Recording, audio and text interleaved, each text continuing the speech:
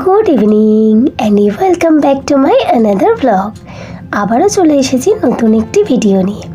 ক্রিসমাসের ঠিক দুদিন আগে আমরা গিয়েছিলাম এই সুন্দর জায়গাটিতে। আর এই যে আমি আর আমার ছোট্ট টুনি, আর ওকে দেখো কি ভীষণ পরিমাণে আনন্দ ছিল, কবে এইখানে আসবে সেই অপেক্ষায়।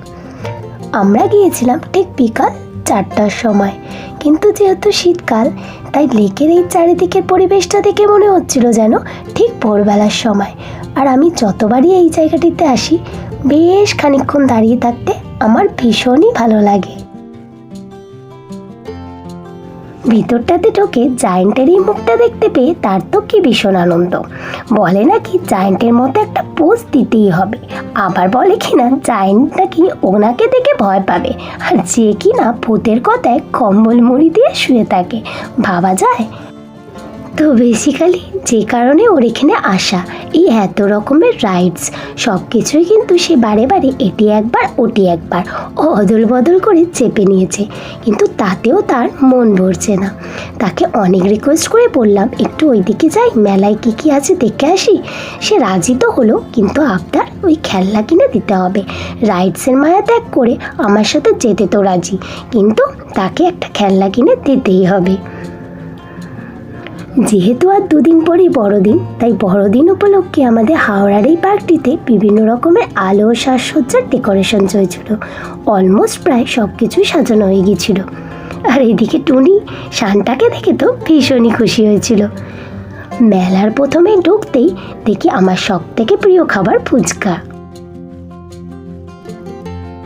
হাতে নকশা করা কত রকমের হোমমেড সব জিনিসপত্র ছিল, যেগুলি দেখতে কিন্তু অসাধারণ লাগছিল।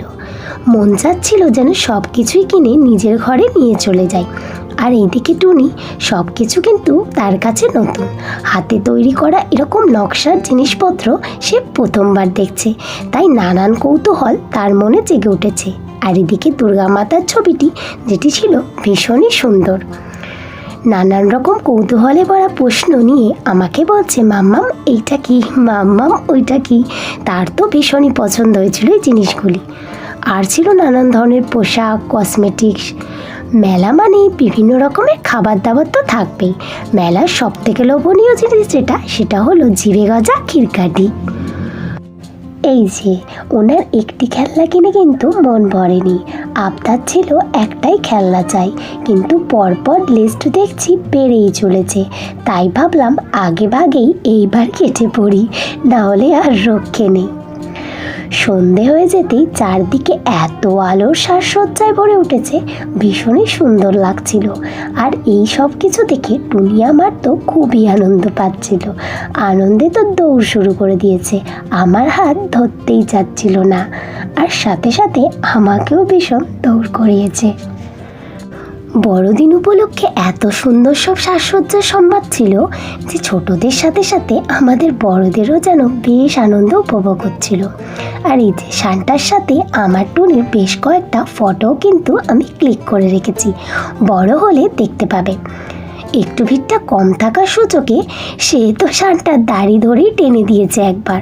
তারপর যেই বলি চল এইবার বাড়ি যাব, তুই যা করছিস তোকে আর আমাকে এখানকার সিকিউরিটি ধরে না বেঁধে রাখে।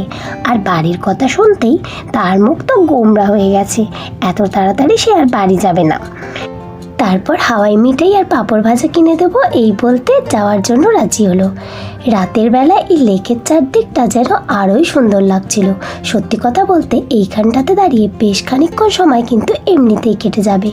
সময় হয়ে গেছে আমাদেরকেও এইবার বাড়ি যেতে হবে। তোমাদের সকলকেও মেরি ক্রিসমাস, আবারও দেখা হবে, ততক্ষণের জন্য সকলকে টাটা।